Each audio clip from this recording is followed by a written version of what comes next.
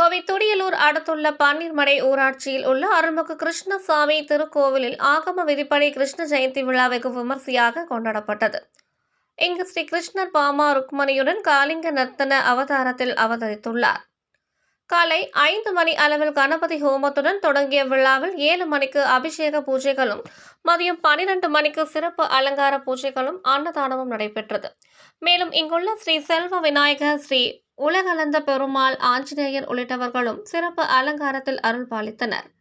அதனைத் தொடர்ந்து உரியடி நிகழ்ச்சி, வழுக்கு மரம் ஏறுதல் நிகழ்ச்சிகள் மற்றும் மாலை ஸ்ரீ கிருஷ்ணர் கருட வாகனத்தில் திருவீதி உலா உள்ளிட்டவைகள் நடைபெற்றன. உரியடி நிகழ்ச்சியில் பால், வெண்ணெய், பூக்கள் போட்டு கட்டப்பட்ட பானையை சிறு குழந்தைகள் கலந்து கொண்டு உடைத்து வெற்றி பெற்றனர். தொடர்ந்து சுமார் 30 அடி வழுக்கு மரத்தில் விளக்கெண்ணெய், சோற்று கற்றாழை, ராய் உள்ளிட்டவைகளை வைத்து மரம் முழுவதும் சுமார் 1 மணி நேரத்திற்கு மேலாக தேய்க்கப்பட்டு வழுக்கு மரத்திற்கு சிறப்பு பூஜைகள் செய்து கயிறு கட்டி நிறுத்தப்பட்டது. தொடர்ந்து சிறு குழந்தைகள் முதலில் வழுக்கு மரம் ஏறினர். பின்னர் இளைஞர்கள் மரம் ஏறினர். அதில் குழுவாக இளைஞர்கள் இணைந்து மரம் ஏற முயன்றனர்.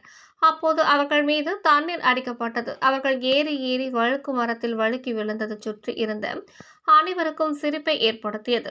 இறுதியில் ஒரு இளைஞர் வழுக்கு மரம் முழுவதும் ஏறி பரிசு தொகையை எடுத்தார். இதற்கான ஏற்பாடுகளை விழாக்குழு, இறை வழிபாடு மன்றம், இளைஞர்கள் மற்றும் ஊர் பொதுமக்கள் இணைந்து செய்திருந்தனர்.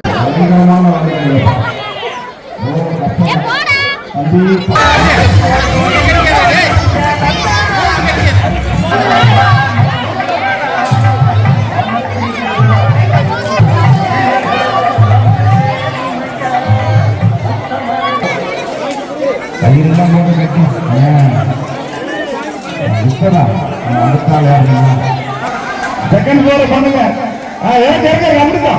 எனக்குங்க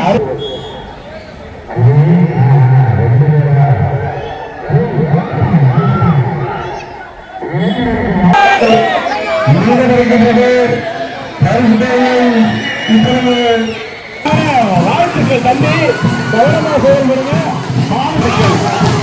அருமை அருமை அருமை அருமை. இந்த இளைஞர்களுக்கு மற்றும் மக்களுக்கு